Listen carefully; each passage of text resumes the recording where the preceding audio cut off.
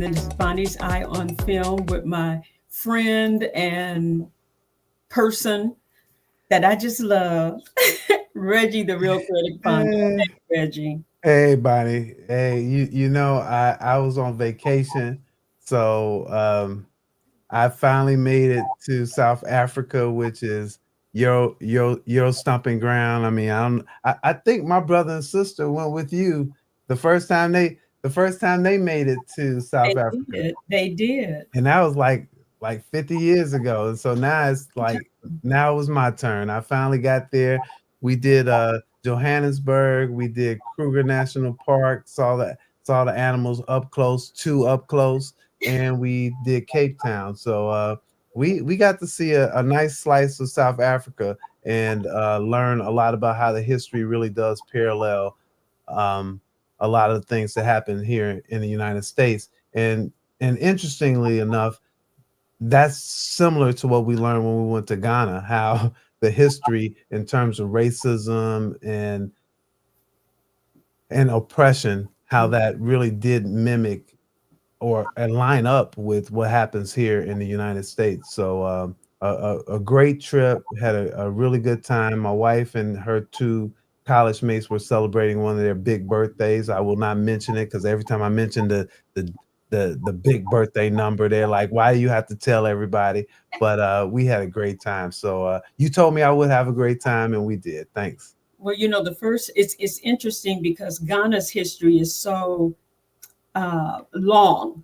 Okay, it's when we first went to South Africa, apartheid had just maybe been 2 years where apartheid was demolished, and they were still adjusting. As a matter of fact, one of our tour guides, who was classified as colored during apartheid, was still trying to grasp around his mind that blacks and coloreds were the same.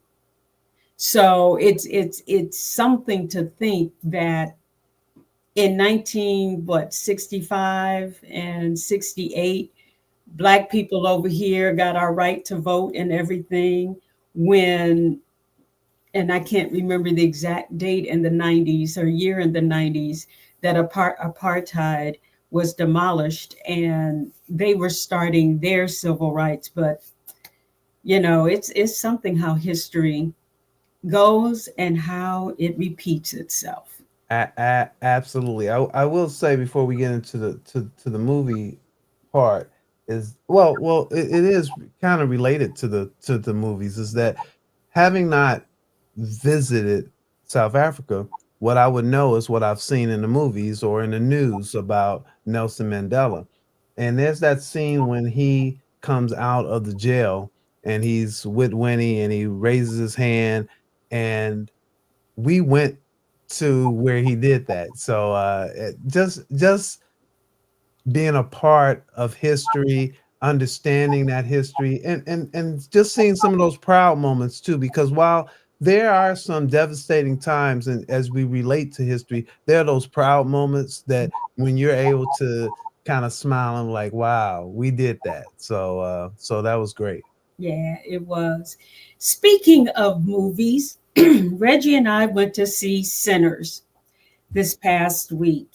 Written, produced, directed by Ryan Coogler, and starring Michael B. Jordan in not only but one but two roles. So Reggie, I'm going to let you take it now, since you love this movie so much. You didn't shake in your boots, you didn't close your eyes or anything like that while the movie was going You know what? It is really unfair, but that's okay. By now, everybody should know that I do not like going to anything that's a scary movie. If I'm in that movie and you have popcorn and drink, it will be on the floor because I will be flailing and knocking it over. Luckily, this time, Bonnie was sitting 2 seats away from me and she did have popcorn, which, by the way, she didn't share this time. But I'm happy because I don't think that I could have had any popcorn or drink as watching this film. The film does star Michael B. Jordan. But what I will say is that I want to mention some of the other actors in this film. There's Miles Caton, who is really at the center of this, and he plays Sammy. There's Haley Steinfeld, Jack O'Connell, who's scary as all get out. And I love this woman. I don't remember what she's played in before, but her name is Awumni Mosaku. She was fantastic. Then Jamie Lawson, she was so sexy. I was like, Jamie, oh my goodness. I mean, you got a husband and you entertaining some suitors as well. Oh my goodness. Omar Benson Miller, who we all know in many things, was great. And then you have the accomplished, the great, the phenomenal Delroy Lindo. Oh, yes.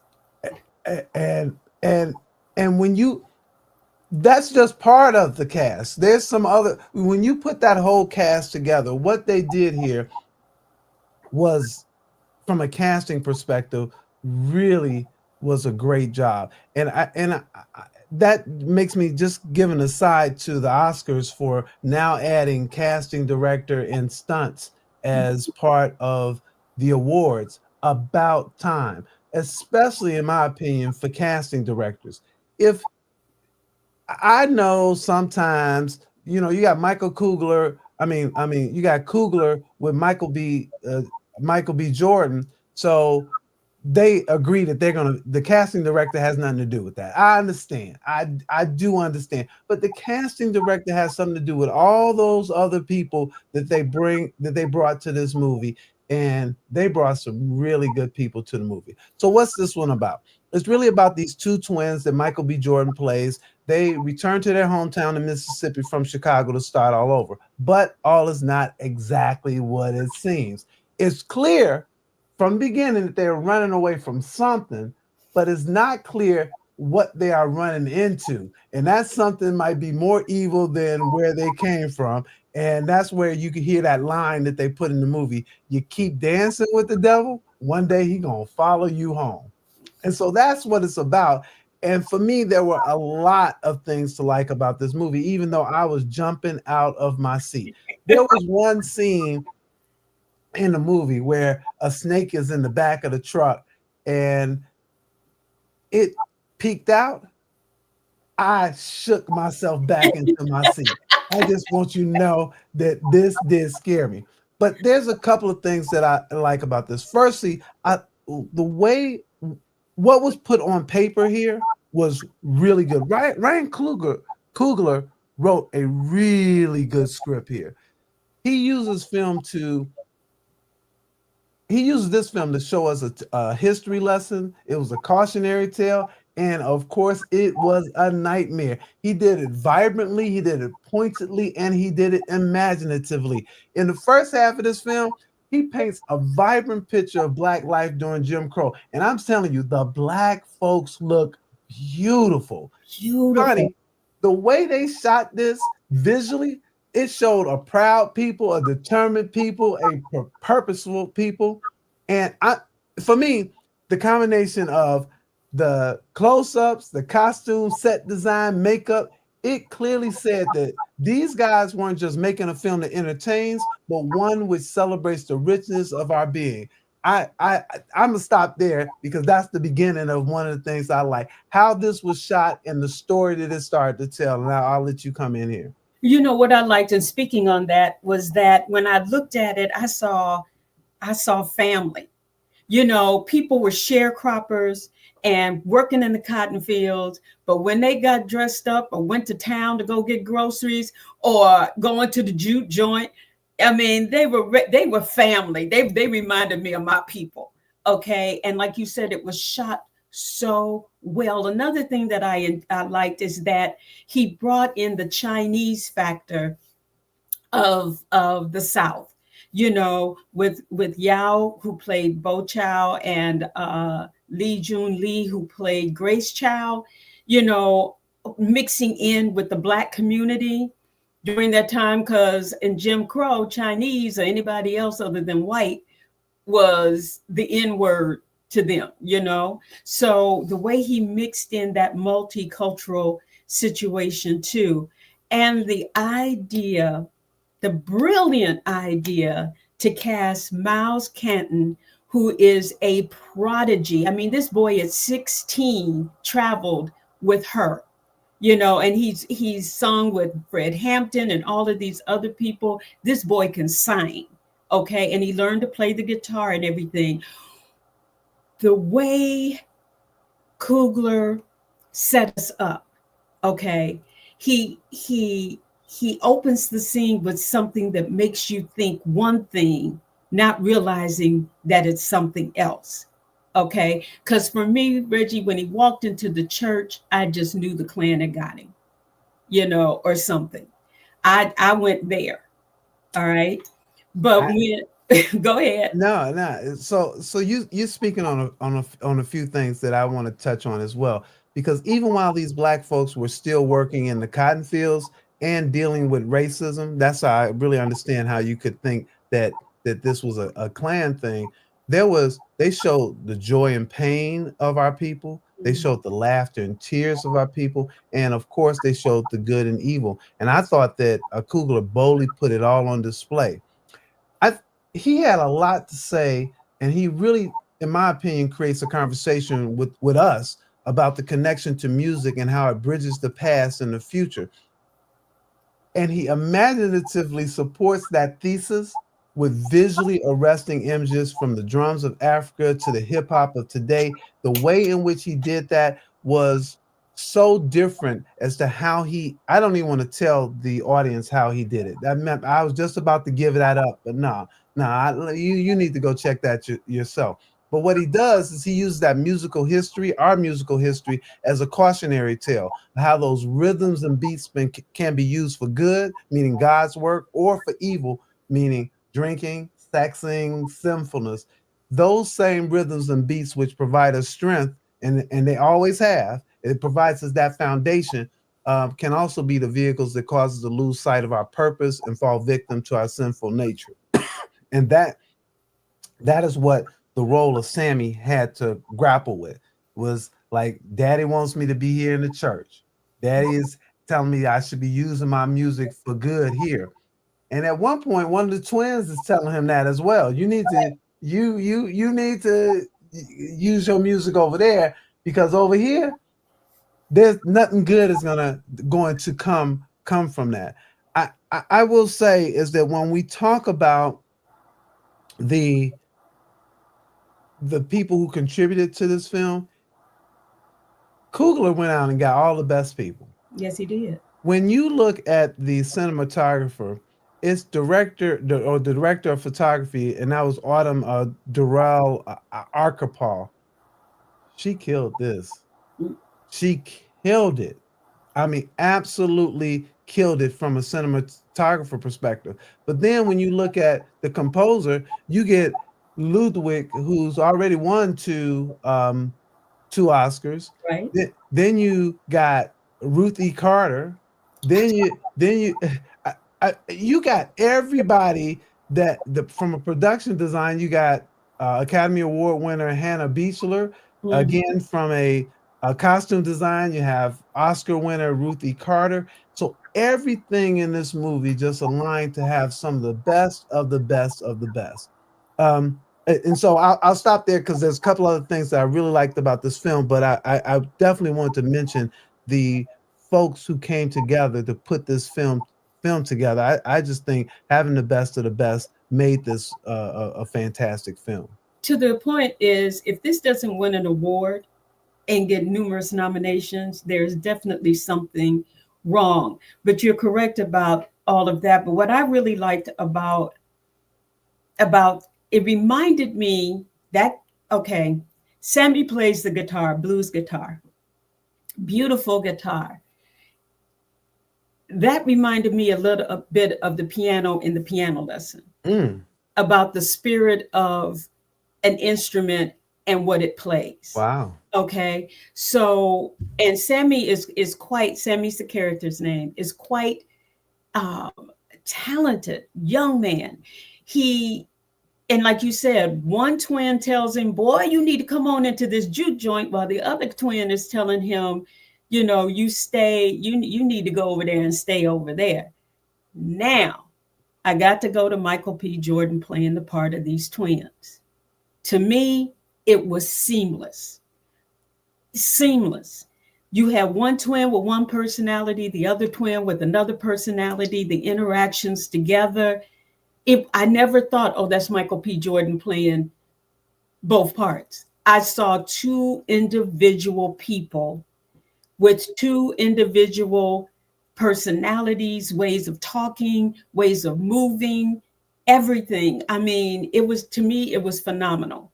And as far as the history goes, we all know that our beats come from Africa. I mean, our ancestors brought them here with us, and it has traveled even into 2025. These young people who think they're inventing everything, it came from the ancestors. And I like the way he brings this and marries the two together. I love the way he brought up with Haley Steinfeld, who plays Mary, about colors passing for white and the repercussions that it has when they try to mingle with their families or other things. I just thought that he wrote, directed, produced. This is a film that is one that is not going to get lost. This is one that is Yeah. going to and it's going to be one that's going to be in history. I mean, it's going to be one that everybody said, did you see Sinners? You got to see Sinners. Yeah, now you're so correct. What Coogler was, you could tell that he is not afraid. And what I mean by that is that he wasn't afraid of celebrating the parts of our culture that mainstream society might frown upon. So he displays our belief in spirits and demons. That's one of those things. Really? He shows how we would cast spells to keep those demons at bay. And I believe that simply by showcasing these customs and practices, he declared that they are an asset versus something that many times we're supposed to be like ashamed of, or they're simply demonic. Right. So I love that. And the biggest criticism here is that, and I don't know if you felt this, but the biggest criticism here is that Coogler, this could have been two different movies. Is that the first part of the movie, where they show all the vibrancy and the lives of people, seemed to be almost like a period piece. Yes. And then all of a sudden, the second part made us all question how we are living, and even if we want to continue living in a certain way. And you'll get that one after you see the movie. So it was just so interesting how he had, it really was two different movies in my opinion. And I have to leave it up to the audience to say, does it is the transition good enough, a smooth enough transition? It worked for me, but I'm a scaredy cat, so it was a bit jarring to jump from, hey, we getting to have a juke joint, to uh-oh, somebody gonna have a juke party, and it ain't all just us. So Now, hold on. The one thing that's why they brought Annie into the mix. I think one of the reasons is because the one thing with Black folks is haints, spirits, um, all of this, and it all goes into it. It all goes into the culture, our culture, and I think that I think he did a good job once I figured out who and what the evil was. And it was interesting to me, the Irish part of it. the what? Irish, Oh. the Irish songs, the Irish Mm-hmm. gigs, the Irish, you know, and I don't want to give nothing away. Yeah. This Yeah, is this is a tough one. When I was writing my review, is to try to write about what I liked without telling them, giving real deep. situations, Yeah. because this in my opinion, period, most of the times you should go to the movie and experience it for yourself. You might be able to get a understanding of why you should go, but you shouldn't be told the entire movie. So I totally agree with you on that. And the fact that you're bringing up the Annie character, again, Wunmi Musaku, um, firstly, she looked beautiful. Didn't I she? mean, her dark skin, again, just the way she was shot, and the relationship that she had with her twin. It, you said that this reminds you of family. It really did remind me of our people having our conversations, having our issues and trying to come to grips with them, but still finding a way to make room for each other and love each other. And she was fantastic to me. I think she was a scene stealer. Oh, she was, and I loved her head to toe, her figure, the way that she moved, the way that she, presented this strong black woman who knew who she was, and but loved hard, and had experienced grief, and knew how to even have joy. She her character was definitely stand out. Definitely stand out. Absolutely. So there were only a few things in here that I always put in. What are the things that I didn't like in the film? Wait, Reggie, I got to say this Okay, about go ahead. her too. Her character was like the thread that brought the the first act to the second act.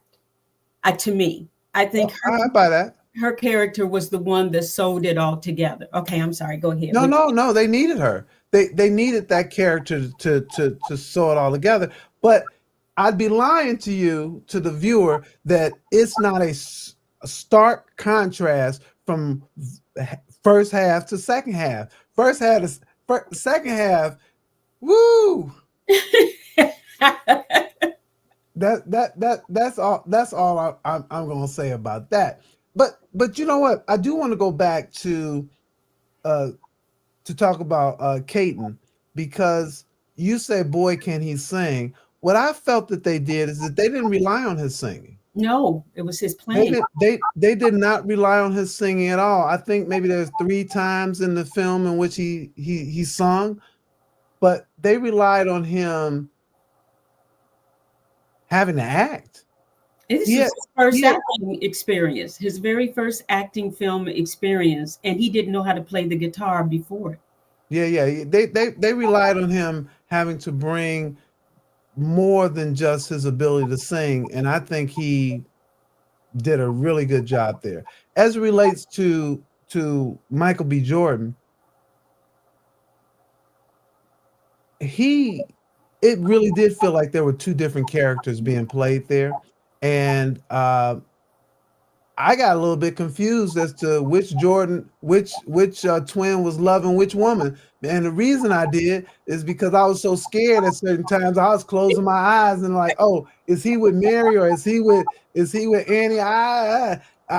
It, this film scared the bejesus out of me. I had to go and like go get me something to eat. I was about to mention a fast food place that I went, but we're not getting paid, so I'm not going to give a free bit of advertisement. But I need to go get something to calm my nerves down. So from an acting perspective, this was just done very, very well. There's a couple of things for me that I don't want to say I didn't like, but maybe bothered me a little bit. And the one is that it did feel like 2 films. And because it felt like 2 films, the question for the viewer will be, is that transition smooth enough for you? I think it worked, even though it felt like 2 different films. I could actually have seen them making a total film about on the second part, and that Irish stuff, and getting a better understanding of some of those things that was happening there. I could see that, but it worked for me. The other thing was I just mentioned is that I was a bit confused, but I just think that was because about the love interest, and I just think that was really because seriously, people might think I'm joking. It scared me. I was scared, and I'm not kidding. I'm not ashamed to say it. I did that. But then I this doesn't ruin the movie, but I'm not a fan of the after credit continuation of the movie of movies. I know Marvel does that all the time. I do not like it. I do not like it. I do not like green eggs and ham. But in this case, the first one actually, I was able to tolerate it, and the reason I was able to tolerate it, not about what the scene was, but because the credits that ran were the credits of the Academy Award winning people like Hannah Beachler, a Ruthie Carter. So you're looking at that. You say, oh, Hannah did this. Oh, Ruth did that. So I'm okay with that because they gave my people some extra shine. But I don't particularly like that. And then the second one, I'm like, why? Do we really need to do another one as well? I Mm-mm. just wish we would stop that. But I do understand that sometimes you're trying to get all those credits in so that people can see the who did all the great work. Well, Um, I'm going to interject right here. I'm yeah. sorry, Reg.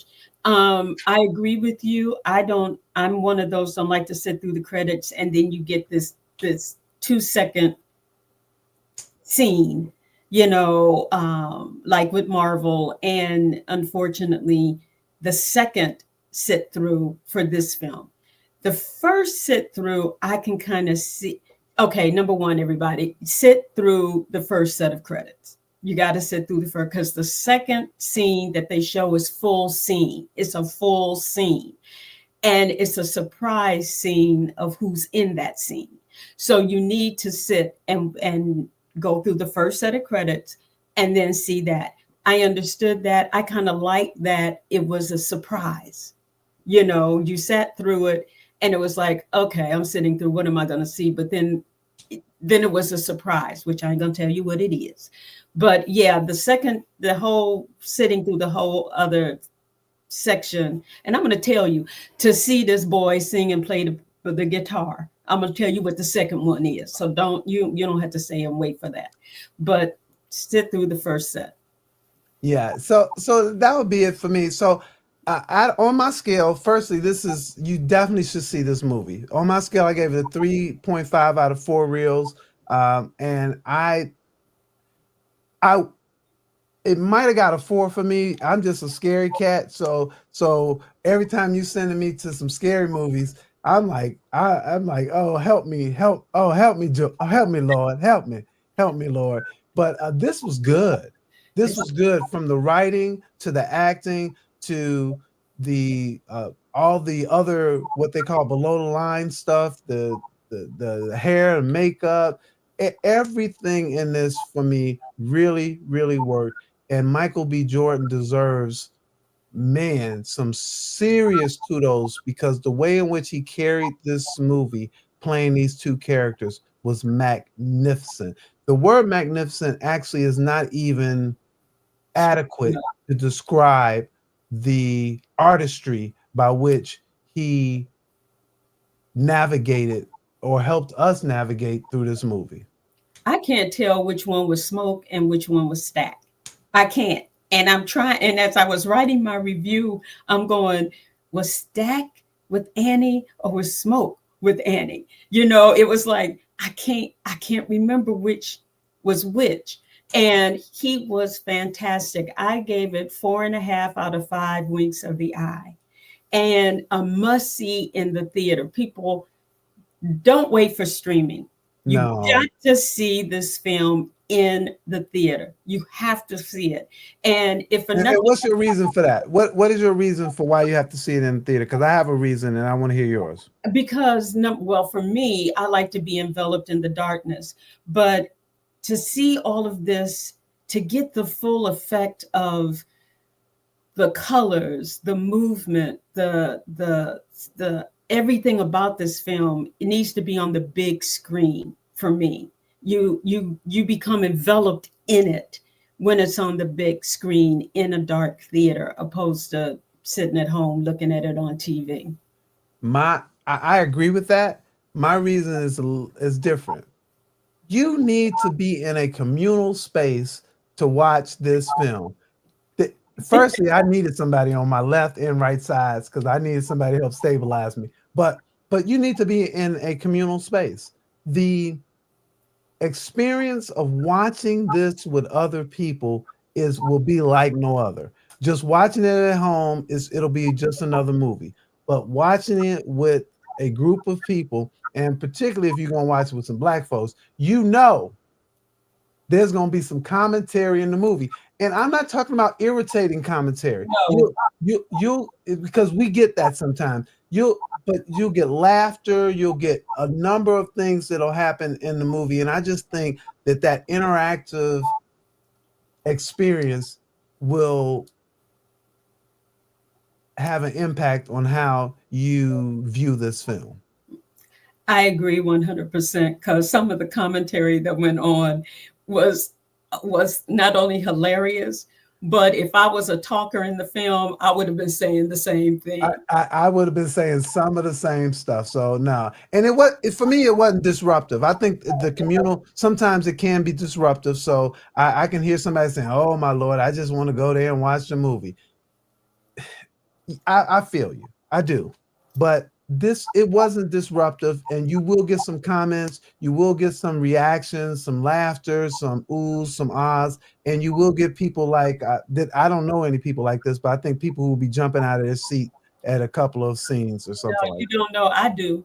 His name is Reginald Ponder, which this movie made it for me just to watch Reggie be uncomfortable that. in his seat. But yeah, and don't be surprised if you look up and something has come out of your mouth. Okay. And you looking around saying, who said that? Well, the to wrap it all up, Sinners is a must-see film. You need to go see it first weekend, but if you can't see it this weekend, then make sure that you definitely support it in the theaters. It's so worth it. So, Reggie, until next week, we're going to keep that eye to the sky and your ear and eyes to Jam 98 music for your soul.